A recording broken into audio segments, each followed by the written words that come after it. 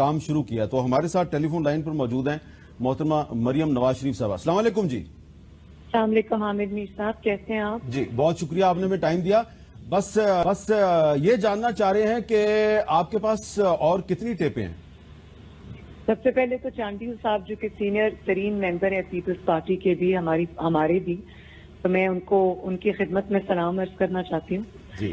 और मेरे पास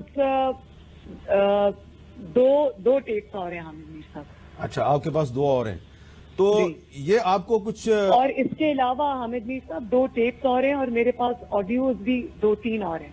अच्छा, लेकिन ये एक सवाल मैं मुसद्दिक मलिक साहब से पूछ रहा था कि मेरी इतला के मुताबिक जो जज अरशद मलिक साहब हैं, ये रमजान के महीने में भी उनका राब्ता आपकी पार्टी के लोगों से हुआ।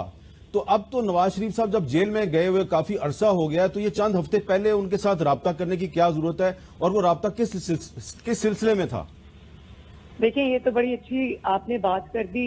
आई थिंक यही बात एक काफी है बात समझाने के लिए कि अगर सजा से पहले कोई राब्ता हमारे साथ हुआ हो तो उसमें तो समझ आती है कि जो मुल्जिम है, कटहरे में खड़ा हुआ है, वो शायद अपना कोई फायदा करने के लिए या अपना कोई रिलैक्सेशन लेने के लिए राब्ता कर सकता है। लेकिन जब सजा हो गई, जब आप जेल चले गए, उसके बाद अगर आपसे जज साहब खुद राब्ता कर रहे हैं और आपको ये कह रहे हैं कि मुझे ये पैगाम पहुंचा रहे हैं कि मुझे ख्वाब आते थे और मैं डरावने ख्वाब आते हैं और इतने डरावने ख्वाब आते हैं कि मैं रात को नींद में उठ के बैठ जाता हूँ, मेरा ज़मीर मुझे मलामत करता है और मैं माफी मांगना चाहता हूँ। और लेकिन उसकी तो उन्होंने तरदीद कर दी, उसकी उन्होंने तरदीद कर दी। मैं आपसे ये पूछ रहा हूँ कि ये जो लेटेस्ट, नहीं, मैं आपको वही बता रही हूँ। और उसी सिलसिले में वो 2 दफा उम्रे पे गए और ये मैसेजेस उन्होंने किसी को दिए कि मैं उम्रे पे इसलिए गया था क्योंकि मेरा ज़मीर जो है वो मुझे मलामत करता है।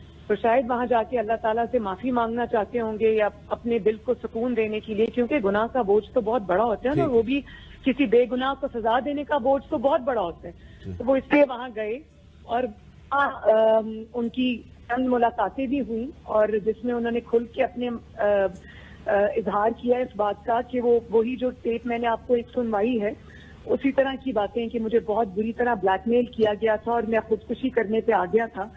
तो मेरा दिल बड़ा बेचैन तो है। अब आप ये बता रही हैं कि उम्रे पे गए थे वो रमजान के महीने में, सऊदी अरब में उनकी किसी से मुलाकात हुई, तो क्या ये भी दुरुस्त है कि उस मुलाकात की भी ऑडियो और वीडियो टेप मौजूद है?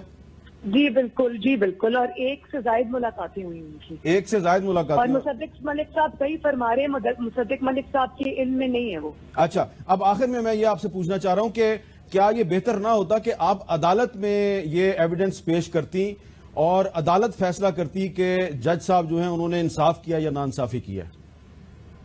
देखिए, सबसे बड़ी, हमने तो बार बार अदालत का दरवाजा खटखटाया और मैंने जैसे बड़े मुअद्दबाना तरीके से मैं ये अर्ज कर रही हूँ कि हर बार जब हमने दरवाजा खटखटाया तो हमारा जो फैसला है वो एक नई सजा की सूरत में सामने आया।